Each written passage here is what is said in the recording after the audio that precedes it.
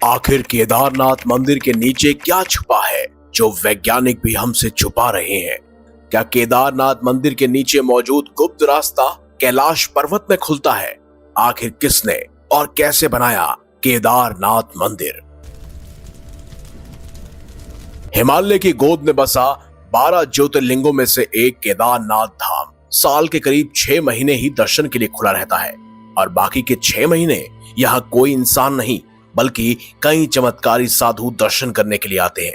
कहते हैं केदारनाथ मंदिर 400 साल तक बर्फ के अंदर दबा रहा, जिस पर बड़ी से बड़ी बर्फ की चट्टानें आकर गिरती रही, फिर भी इस मंदिर को कोई हानि नहीं पहुंची। और फिर कई साल बाद जब बर्फ पिघलने लगी तब केदारनाथ मंदिर सबके सामने आया। साइंटिस्ट और जियोलॉजिस्ट इसे सही सलामत देखकर दंग रह गए।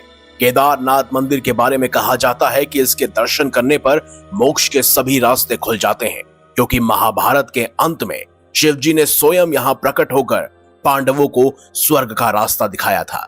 उत्तराखंड की हिमालय चोटियों के बीच बसे श्री केदारनाथ मंदिर का सबसे पहला वर्णन 7वीं सदी में लिखे गए स्कंद पुराण में किया गया है और ये इस बात को दर्शाता है कि यह मंदिर कितना पुराना है। लेकिन उससे भी गहरा रहस्य छुपा है केदारनाथ मंदिर के नीचे, जिसका सीधा संबंध कैलाश पर्वत से जुड़ा है। इस वीडियो को अंत तक जरूर देखिएगा ताकि आप भी केदारनाथ मंदिर के इस रहस्य को जान पाओ। आखिर किसने और कैसे बनाया केदारनाथ मंदिर? हमारे धार्मिक ग्रंथों में वर्णित कथा के अनुसार महाभारत में जीत के बाद 4 दशक तक युधिष्ठिर ने हस्तिनापुर पर राज किया। लेकिन एक दिन भगवान श्री कृष्ण ने कहा, तुम सभी भाइयों पर ब्रह्म हत्या के साथ साथ अपने बंधु और बांधवों को मारने की और हत्या करने का कलंक लगा है। इन पापों के कारण मुक्ति मिलना असंभव है, परंतु इन पापों से सिर्फ महादेव ही तुम्हें मुक्ति दिला सकते हैं। कुछ समय बाद भगवान श्री कृष्ण ने अपना देह त्याग दिया और फिर पांडवों को भी पृथ्वी पर रहना उचित नहीं लगा। सभी हस्तिनापुर छोड़कर शिवजी की तलाश में निकल पड़े और काशी पहुंचे, पर भगवान शिव उन्हें वहां नहीं मिले।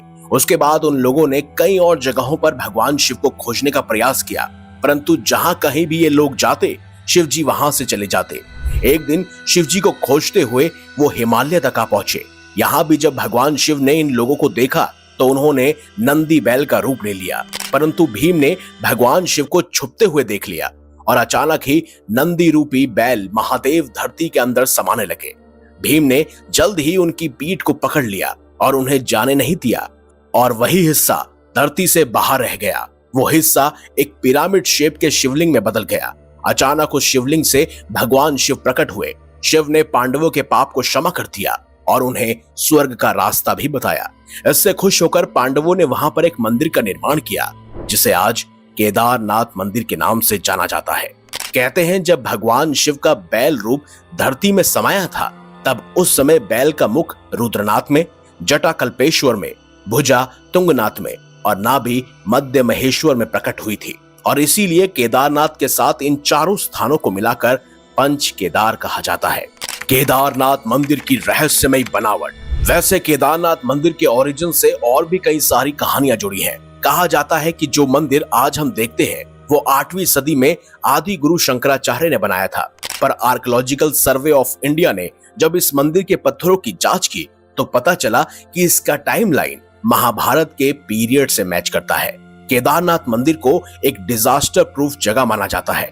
13वीं सदी से 17वीं सदी के बीच में एक ऐसा समय आया था जब ऊंचाई पर बसे कई माउंटेन रेंजर्स और उनके सराउंडिंग एरियाज पूरी तरह से बर्फ से ढक गए थे और फिर बर्फ के बड़े बड़े पत्थर और चट्टानें यहाँ गिरती रहती थी और इस वजह से इन एरियाज में काफी नुकसान भी होता था। इस पीरियड टाइमलाइन को मिनी आइस एज भी कहा जाता है। कहते हैं लगभग 400 साल तक चले इस मिनी आइस एज ने कई हजार साल पुराने केदारनाथ मंदिर को गिराने की कोशिश की, लेकिन वो मजबूती से खड़ा रहा। वादिया इंस्टीट्यूट ऑफ हिमालयन जियोलॉजी के रिटायर्ड प्रोफेसर रविंद्र कुमार चौजीन ने केदारनाथ मंदिर की दीवारों को स्टडी किया और उन्हें दीवारों पर कुछ येलो लाइन दिखाई दी, जो इशारा करती है कि बर्फ की कई सारी चट्टानें आकर इस मंदिर पर टकराई थी, पर वो इस मंदिर का कुछ नहीं बिगाड़ पाई। इस स्टडी से यह भी साबित होता है कि केदारनाथ मंदिर 400 सालों तक बर्फ के नीचे दबा हुआ था। वहीं कहते हैं कि 2013 में केदार घाटी में आई प्रलय के समय एक विशाल पत्थर ने केदारनाथ मंदिर की रक्षा की थी, जिसे आज हम भीमशिला के नाम से जानते हैं, और इसीलिए इस मंदिर को लोग आज भी डिजास्टर प्रूफ मानते हैं। वैसे इस मंदिर की बनावट सबसे अलग है।